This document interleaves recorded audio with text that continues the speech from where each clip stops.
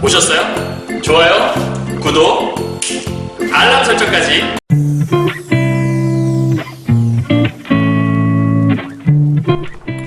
안녕하세요. 경화여고 3학년 학생 여러분, 그리고 전국에서 2022 수능을 준비하시는 학생 여러분, 그리고 고전문학을 공부하시는 학생 여러분 만나서 반갑습니다. 선생님은 세계 최강 국어쌤 조인수 선생님입니다. 자, 오늘은요, 이제 마지막이에요, 여러분.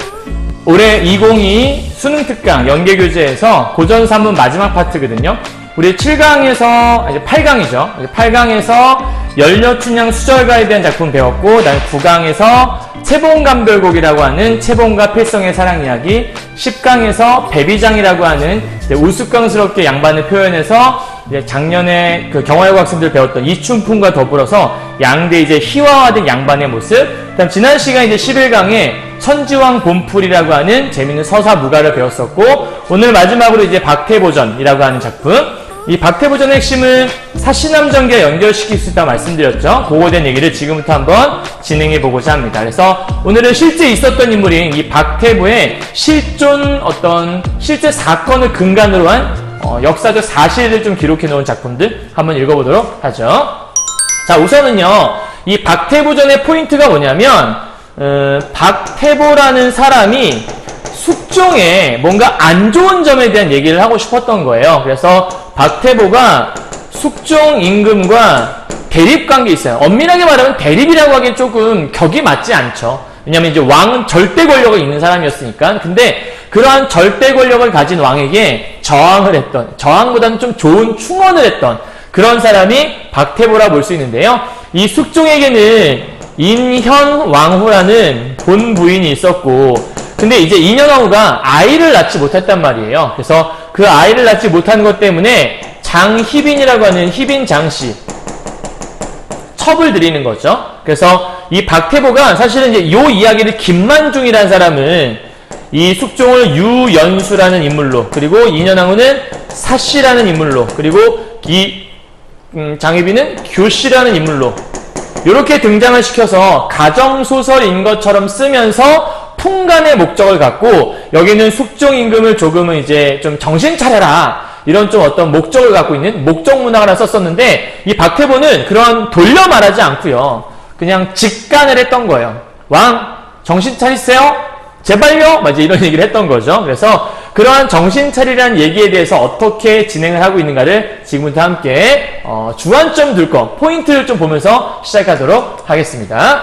자, 이 작품은 실존 인물인 박태보의 삶을 다룬 거라고 방금 말씀을 드렸어요. 그래서 누군가의 어떤 일생을 다룬 작품을 우리가 전이라고 하죠. 원래는 태어나면서 죽을 때까지 일을 기록한 건데, 이제 박태보의 일생이 어떠했는가에 대한 얘기를 하고 있는 거예요. 그다음 두 번째, 대화와 갈등의 관계인데, 이게 무슨 얘기냐면, 대화가 진행될수록 이 갈등이라는 게 심해지기도 하고, 때로는 대화가 진행되면서 갈등이 풀어지기도 하거든요. 어떤 관계인지 한번 살펴보자는 거고요. 세 번째는, 이 작품은 집단이 추구하는 가치의 표상을 드러내고 있다. 이게 뭔 얘기냐면, 어떠한 집단이 단체로 추구해야 하는 가치가 있는 거예요. 그 가치에 대한 것들을 강조하기 위해서 이 작품을 썼다라는 거죠.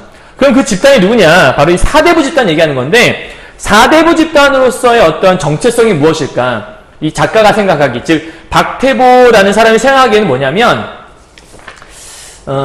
작가가 박태보는 아니니까, 이 작가가 박태보의 일을 통해서 말하고 싶었던 건 뭐냐면, 사대부라면 모름지기, 왕에 대해서 충언을 할 수 있는 사람이어야 한다. 그러니까 몸을 사리고 그냥 자기 혼자 살겠다고 나라가 어떻게든 그냥 가만히 있는 것이 아니라, 이런 박태보와 같은 모습이 진정한 사대부로서의 우리가 추구해야 되는 가치가 아닌가? 이런 얘기를 하고 싶었던 거예요. 그리고 마지막으로 이제 박태보와 숙종이 어떠한 면에서 의견 대립을 이루는가에 대해서 쭉 한번 살펴보시면 될 것 같아요. 자, 준비되셨나요? 자, 그러면 이제 마지막 작품 한번 힘차게 들어가 보도록 하죠. 자, 제일 처음 시작입니다. 도사가 나장을 거느리고, 이때 도사는 여러분 의금부도사를 얘기하는데요. 의금부도사. 그러니까 이제 흔히 말하고 우리가 의금부라고 하는 것은 지금의 그냥 검찰 정도, 경찰 생각하시면 좀 쉬울 것 같아요. 그런 어떤 이제 죄인을 이렇게 좀 잡아가는, 포박해가는 그러한 도사가 나장, 부하겠죠. 나장을 거느리고 금오문 밖에 와 있어요. 자, 일단 장소가 나오네요.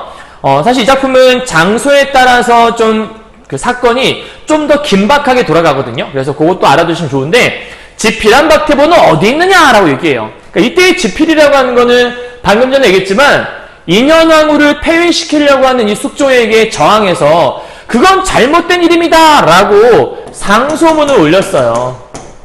그래서 상소를 올린 그 박태보 어딨냐 나와라 이렇게 얘기하는 거예요. 자, 그때 공이라고 해요.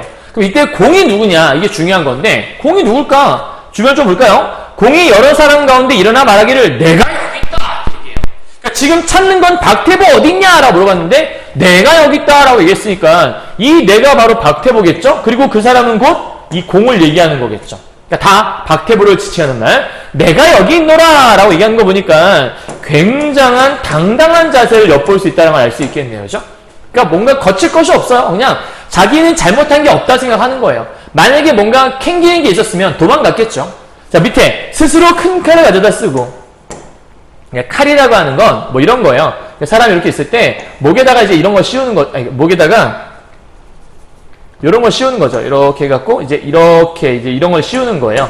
그래서 사람이 이렇게 있으면 목에다가 이제 이런 걸 씌워갖고 이제 여기 이게 잠궈버리는 거죠. 아마 춘향전 같은 거 보게 되면 춘향이가 목에다 이제 이렇게 그 칼 두르고 있는 모습을 봤을 거예요. 그러니까 진짜 칼을 얘기하는 게 아니라 이 나무로 된 이 칼을 얘기한다 보시면 되죠. 그러니까 이 모습도 스스로 가져다 쓴 거 보니까 난 잘못한 게 없다는 당당함을 보여주는 것 같죠. 자, 망건과 담뱃대를 종에게 주면서 어머니께 갖다 드려라. 그러니까 뭐 되게 차분하게 하나하나 정리를 하네요. 띠와 부채를 소매에 넣는데 그 몸놀림은 편안하고 얼굴빛이 변하지 않았으며 걸음걸이 또한 조용했다고 얘기해요. 그러니까 지금 뭔가 호들갑을 떨지 않아요. 그러니까 굉장히 당당한 모습도 지니고 있고 성격이 굉장히 차분하구나, 이런 것들을 우리가 이렇게 짚어볼 수 있겠네요. 되셨나요? 다음 보죠. 자, 이인엽, 조대수, 김몽신이라는 새로운 사람이 등장했네요. 자, 이 사람들이 뭐라고 했냐면, 이 무슨 때인가? 이게 무슨 일인가? 자네 어찌 혼자 담당할까? 우리도 당당히 같이 들어갈 것이야! 이렇게 얘기하네요. 그러니까 아마 이 박태보를 아끼는 사람들이었나 보죠. 박태공이 말하기를, 자네들이 함께 들어갈 것은 무엇인가? 짓고 쓰기는, 즉 상소문을 집필한 이는 바로 다 내가 한 것이 아닌가? 이렇게 얘기하죠. 그러니까 지금 아마 은호는 같이 했는데 이걸 작성한 거는 박태봉가? 약간 이런 걸 좀 추리해볼 수 있을 것 같고요. 한이 세 사람, 저 세 사람이죠. 한꺼번에 말하기를 원정을 어떻게 하려고 하는가? 원정이 EBS 규제에 보면 이렇게 나와 있어요. 사정을 하소연함. 그러니까 사정을 하소연한다는 것은 뭐냐면 내가 억울한 것이 있을 때 그 억울함을 호소하는 것. 지금으로 따지면 자신을 변호하는 일을 얘기한다 보시면 돼요. 그러니까 앞으로 널 변호 어떻게 할 거냐? 네가 잡혀 들어가면 누가 널 변호하냐? 이런 얘기하는 것 같죠? 원정 어떻게 하려고 하는가? 제발 서로 의논하세. 그러니까 지금 이렇게 잡혀 들어가는 사람에게 가장 큰 이제 풀려날 수 있는 좋은 방법 중에 하나는 원정이라는 제도가 있는 것 같은데, 박태봉이 뭐라 하냐면 내 원정은 내가 할 것인데 왜 남과 의논하겠나? 차라리 혼자 죽을지언정, 그러니까 내가 죽을지언정 다른 사람과 함께 하겠나? 이렇게 얘기해요. 그리고 내 마음은 이미 정하였으니 자네는 염려 마시게, 걱정하지 마라. 난 죽음이 두렵지 않다. 이런 얘기를 하는 것 같죠. 그러니까 지금 뭘 알 수 있냐면 죽음 따위로 두려워하는 것 같지가 않아요. 그죠? 그래서 죽음을 무릅쓴 이 박태보의 지조, 절개, 이런 모습들을 쭉 드러낸다 볼 수 있겠죠. 일종의 그냥 의지를 드러낸다 보시면 될 것 같아요. 나는 괜찮다. 난 이대로 버틸 거다. 난 잘못한 게 없다. 되게 당당한 의지를 보여주고 있는 거죠. 그러니까 어떤 자기의 신념에 대한 지조와 의지를 갖고 있는 것 같아요. 그죠? 그러니까 사대부로서의 절개를 갖고 있는 모습인 거죠. 그러니까 권력에 굴복하지 않는 모습. 태보, 일이 왜 이리 경솔한가? 이돈이라는 새로운 사람이 얘기를 해요. 아니, 왜 이렇게 경솔한가? 박태봉이 소매를 떨치고 일어나서 웃으며 말해요. 그러니까 이 사람이 뭔가 진짜 죽음을 두려워하지 않는 것 같아요. 그죠? 웃으면서 남자가 이때를 당해서 어찌 죽기를 두려워하리요. 그러니까 얘네 진짜 죽는 게 무섭지 않은가 봐. 난 되게 무서운데. 여러분도 죽는 건 누구나 무섭지 않을까요? 그러니까 사실 이렇게 우리가 글로 읽어서 그렇지 실제 이 상황이 닥쳤다고 생각하면 되게 무섭지 않을까 싶은데, 어쨌든 남자가 이때를 당하여 어찌 죽기를 두려워하리요 라고 하는 거 보니까 아까부터 계속 얘기하고 있는 죽음을 개의치 않는 당당한 태도를 줄기차게 쭉 유지하고 있다고 볼 수 있겠네요. 학원은 드디어 들어가니 국문장, 자, 새로운 곳이 나왔어요. 아까는 우리가 그 금호문 밖에 있었죠. 이번에는 국문장이라고 하는, 그러니까 국문장은 죄인을 신문하는 장소예요. 죄인을 신문하는 신문 장소인데 바깥에 있던 오두인공과 이세와 공이 새로 나타나서 박태보공의 오는 거동을 보고 말을 했어요. 슬프구나. 우리는 벼슬이 높고 늙어서 죽게 되었으니 한 번 죽어서 나라의 은혜를 갚음이 후회될 거 없지만, 그러니까 아마 이 사람들도 함께 지금 뭔가 이런 상소와 연관되어 있다고 같이 뭔가 좀 끌려오는 게 아닐까 싶은데, 자네는 젊고 명망이 있으며 집에 두 노친이 계시지 않는가? 아니 우리는 살 만큼 살았으니까 괜찮네. 근데 자네는 그렇지 않지 않나? 그러니 제발 원정을 좀 잘하게. 그럼 지금 요 얘기는 뭐냐면 이 박태부에게 원정을 권하는 이유예요. 그러니까 지금 박태부는 원정을 할 생각이 별로 없는 것 같거든요. 왜냐면 나는 잘못한 게 없으니 내가 왜 나를 변호해야 돼? 이런 거잖아.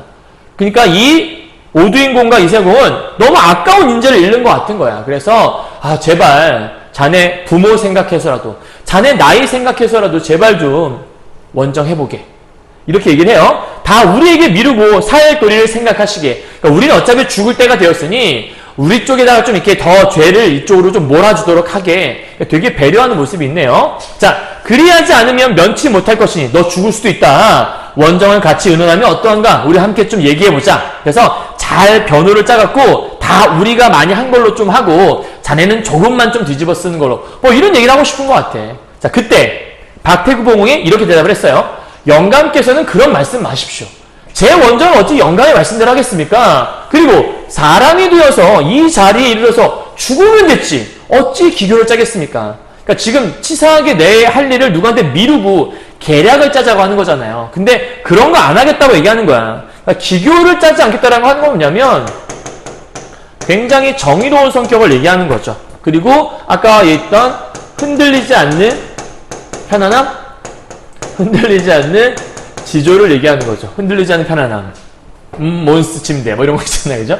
어쨌든 이런 모습을 갖고 있는 거예요. 제 마음은 이미 정하였으니 어찌 변하겠습니까? 라고 얘기하네요. 자, 박태부공의 말씀과 기운이 더욱 강개하고 정신은 더욱 강렬하니. 야, 이 사람 진짜 완전히 정말 뭐 점점 위급한 상황이 될수록 더 눈이 막 번쩍번쩍 빛이 바라는 것 같아.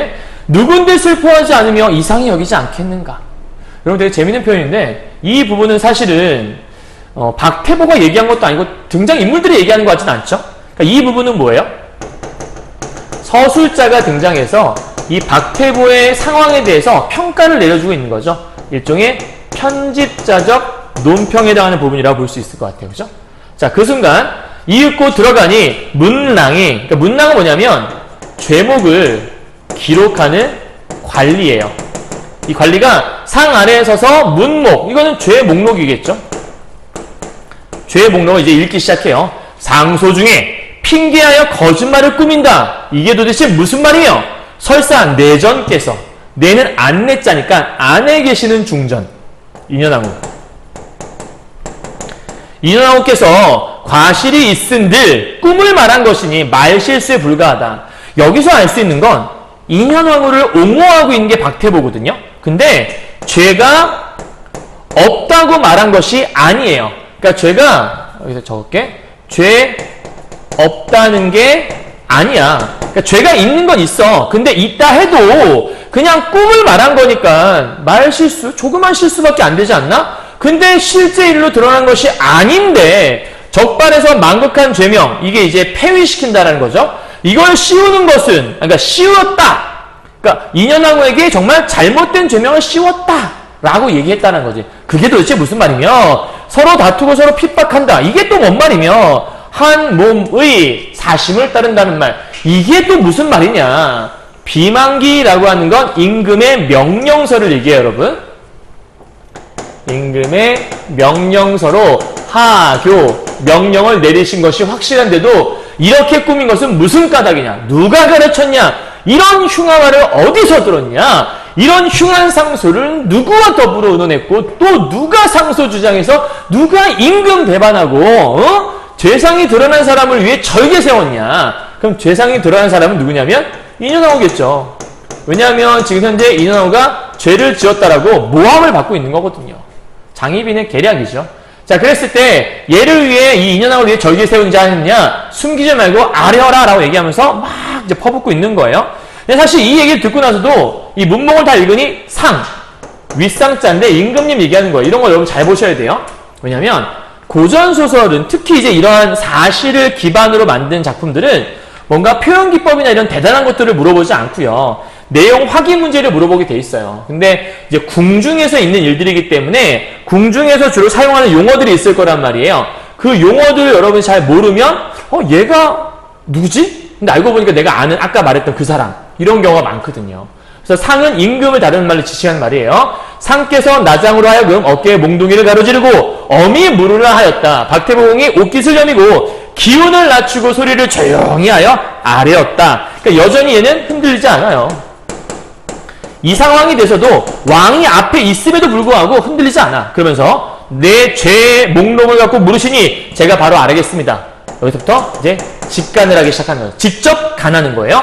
내가 어찌 임금을 업신여기는 부돌라 했느냐. 그러니까 왕이 화가 난 거야. 너 어찌 지금 이렇게 도에 어긋난 일을 하니? 야, 너 지금 이러면 안 되는 거 아니야? 이렇게 얘기하는 거야. 그랬더니 내가 어찌 임금이 한 말을 허망하다? 이거 허망하다고 하느냐? 그랬더니 신이 어찌 임금을 업신여기겠습니까? 제가 어떻게 임금님 말씀을 그렇게 생각합니까? 말도 안 됩니다. 그럼 뭐냐? 언어의 과실이 내정께서 있으나, 즉 선생님 이제부터 인현이라고만 쓸게요. 인현 나오니까 이 인현 나오께서 언어의 과실이 있으나, 즉 실수는 오케이 인정한다. 하지만 큰 죄를 주심이 폐위시키는 걸 얘기하는 거거든요. 이거는 마땅하지 않다고 생각한다. 즉 임금을 지금 비판하고 있는 거예요. 대단한 깡 아니니 깡? 그죠? 왕을 비판할 수 있다는 것 자체가 엄청난 깡이라 볼 수 있는 건데, 그지? 자, 그렇게 얘기하면서 한간에 일반 사람들을 얘기하는 거야. 일반 사람들에게 처와 첩을 둘 다 둔 사람이 있는데 그때 가장의 한쪽이 치우쳐서라고 얘기해요. 이때 가장이 치우쳤다는 얘기 뭐냐면 첩에게 빠져서 이런 뜻이야. 첩에게 치우친다는 얘기는 첩에게 빠져서 집안 다스리기를 잘못하여 가정의 도를 무너뜨린 이들이 있다. 그럼 가정의 도를 무너뜨린 이는 잘못된 가장이잖아. 잘못된 가장의 모습이 있더라. 근데 이제 전하께서 바로 후궁은 첩이잖아요. 장희빈을 얘기하는 거예요. 이 후궁인 첩, 장희빈을 사랑하시니 혹 그러하실까? 아까 가장에 치우쳐서 집안 잘못 다스려서 무너뜨린 이들이 있는데 이제 그 가장인 전하께서 첩에게 빠져 후궁에게 빠지니 그러실까? 요거겠죠, 요거. 그러하실까는 이 모습을 얘기하는 거겠죠. 신이 어찌 왕의 말을 제가 허망하다고 하겠습니까? 그러니까 지금 이렇게 대놓고 왕에게 직간을 하고 있는 모습이 있는 거죠.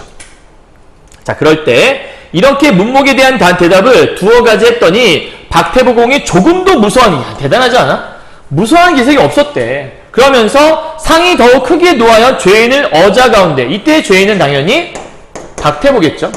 태보, 박태포요.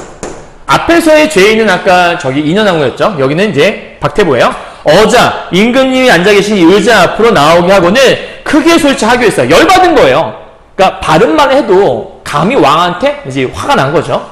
네가 어찌 감히 이런 말을 하느냐? 내가 첩을 총애하다가, 즉 장희빈 첩을 내가 총애하다가 참소, 억울한 모함이라고 하는 건데, 이 억울한 모함을 믿고 죄 없는 내전 인현왕후를 폐위한다는 말이냐? 그럼 나는 죄 없는 자를 고발한 이광한 치대구나. 그러니까 이광한이라는 사람이 죄 없는 자를 고발한 이광한이니까 뭔가 지금 내가 역사 속에 어떤 사람과 똑같은 사람이 되는 거냐? 이런 걸 얘기한다고 볼 수 있겠죠. 상이 또 말했어요. 넘어갑시다. 조그만 놈이, 전에도 나를 거스르고 힘들게 한 놈이.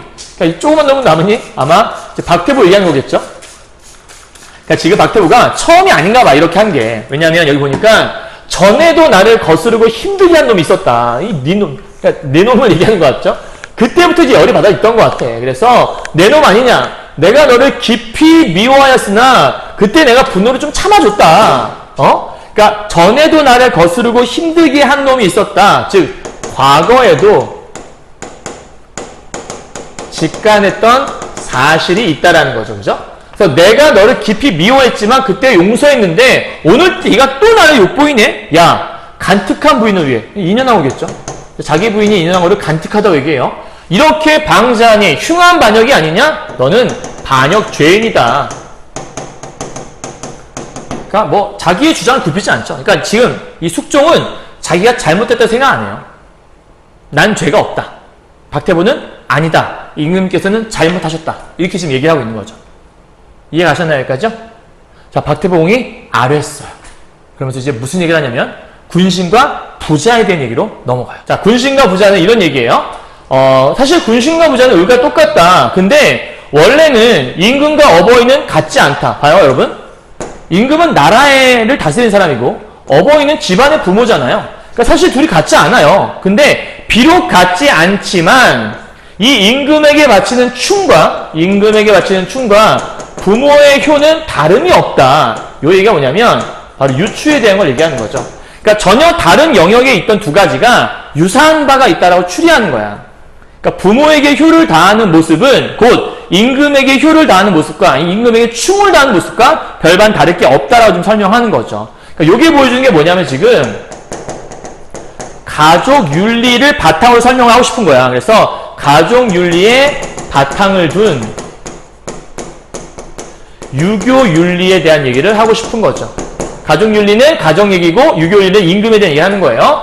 아비가 만약 어미를 내치면 자식된 자로서 간하겠습니까? 순순히 듣겠습니까? 여기서 말하고 싶은 거는 자식의 당연한 도리는 당연히 간하겠다 이런 얘기잖아. 그러니까 이거는 자식의 당연한 도리다 이런 얘기를 하는 거겠죠. 근데 전하께서 그럼 이때 아비가 전하가 되는 거지. 만약 어미는 누구겠어? 어미는 인현황후를 얘기하는 거죠. 그럼 이때 자식 누구겠어? 이 자식이 바로 신하를 얘기하는 거야. 그러니까 가정의 이야기와 나라의 이야기가 같이 엮어내고 있는 거죠. 전에 없던 잘못된 일, 그게 바로 인현왕후를 폐한 일이야. 인현왕후를 폐위시킨 일을 하셔서 중궁, 인현왕후 얘기하는 거예요. 중궁께서 장차 기울어지게 되니 신하된 자가 죽기를 무릅쓰고 간하여 들으시기를 기다리는 것입니다. 이건 당연히 신하의 당연한 도리다. 왜? 아까 부모가 잘못되면 자식의 당연한 도리를 해야 되는 것처럼 바로 이렇게 신하 역시도 이것이 당연한 도리 아니겠나. 그렇기 때문에 전하를 배반하고 중궁을 위하는 것이냐? 그게 아니라 중궁을 위한 것은 곧 이 전하를 위한 것이다. 즉 내가 지금 올린 이 상소와 이 직가는 결국은 임금님을 위한 것입니다. 라고 지금 마지막에 충언을 하고 있는 거예요. 자, 이 얘기를 하면서 이렇게 정리하는 거죠. 왕이 말하기를 야, 너같이 이런 독한 물건은 바로 베어서 안 될 것이 없다. 야, 저놈 죽여버리자. 이런 얘기를 좀 하고 싶은 것 같지? 자, 그래서 이 독한 물건은 아마 박태보를 얘기하는 것 같고요. 바로 베어도 안 될 것이 없다. 원정을 받지 않을 것이니 바로 엄한영에 처하라. 그러니까 쟤 변호 들을 필요도 없어. 야, 죽여버려. 이렇게 얘기하는 것 같아. 그때 우의정 김덕원이 뭐라고 하냐면 근데 그렇게 하시면 나중에 문제가 생길 텐데요. 라고 살짝 만류를 하는데 그럼에도 불구하고 원정받지 않고 때리기를 먼저 하면 이렇게 될 것입니다. 권유를 하니까 저런 흉물 두고, 흉물이 누구야? 독한 물건 얘기하는 거고, 이게 누군데? 박태보 얘기하는 거겠지. 그래서 진술받기를 어떻게 기다리겠는가? 어서 엄하게 형벌을 가해서 죽여버려! 이렇게 얘기해요. 자, 이 결과 어떤 일이 벌어지냐면 박태보는 이제 태형에 당하고 엄청나게 맞고 그 맞은 것 때문에 많이 이제 몸몸에 독이 올라서 사실은 이제 나중에 죽고요. 죽고 나서 장희빈에게 이게 농락당했다는 걸 나중에 알게 된 이 숙종이 박태보를 이제 나중에 미안해하면서 기리는 그런 모습이 나오게 돼요. 이해하셨죠? 자, 그런 내용들이 여기 들어있다는 걸 기억하시면서 마지막 이것만은 꼭꼭꼭 통해서 정리 한번 해보도록 하죠. 자, 죽기까지 충란을 아끼지 않았던 선비 박태보의 이야기를 다루는 작품이다라고 여러분 써있고요. 이 지주와 삶이라고 하는 거, 요게 지금 여러분 충간을 아끼지 않은 선비의 자세, 이게 내가 아까 처음에 얘기했던 그 집단으로서 가져야 될, 혹시 기억나세요? 그러니까 지금 4대부 집단으로서 우리가 가져야 될 궁극적인 가치가 바로 여기 있다라는 거죠. 그리고 대화가 진행되면서 인물 간의 갈등이 더 고조된다는 게 특징 중에 하나인 거고요. 그 다음에 서술자의 개입, 즉 편집자의 논평이 있는 부분이 있었죠. 인물의 행위를 묘사해서 인물의 성격을 제시한다. 즉 여기서는 얘는 어떤 인물이다 라고 얘기한 게 아니라 되게 막 말을 하는 걸 보면서 얘 당당한 성격인데? 그러니까 이건 일종의 뭐냐면 간접적 제시라는 말을 갖다 쓸 수 있는 거네요. 더불어서 공간의 변화를 통해서, 그러니까 공간의 변화가 쭉 진행되면서 사건이 더 긴박해지는 효과를 가져오고 있다. 이것도 여러분 EBS 교재 문제 속에 있는 거라 선생님이 특징을 잡아서 가져와 본 거예요. 아시겠나요? 여기까지? 자, 박태보전 이렇게 정리해서 마무리했습니다. 정리 끝! 이라고 볼 수 있네요. 자, 오늘 이제 이 수업까지 해서 고전 3문 정리를 다 했고요. 이제 여러분, 선생님이 오늘 이제 고전 시가도 다 찍었고, 고전 3문도 다 찍었거든요. 이제 무엇을 또 찍어볼까 고민해서 이제 고3 학생들한테 또 도움되는 거 한번 좀 찾아보려고 해요. 그래서 일단, 경화여고 학생들, 고3 학생들은 여기까지 해서 고전 3문, 고전 시가를 정리 잘 하시고, 주말 동안 열심히 공부하셔서 다음 주 화요일에 있을 시험 잘 치르셔서 좋은 결과. 이 영상 보신 분들은 이게 처음 보는 작품이면 안 돼요. 먼저 공부를 하시고 이 작품으로 정리를 하시면 좀 좋을 것 같아요. 한번 쭉 들으시면서 짧은 강의니까요. 자, 수고 많으셨고요. 우리 다음 주에 시험 잘 보도록 선생님이 열심히 기도하도록 하겠습니다. 혹시 경화여고 학생들이 아닌 학생들도 이 강의 통해서 올해 수능도 잘 보시고 학교 시험도 잘 보셨으면 좋겠네요. 자, 고생하셨습니다.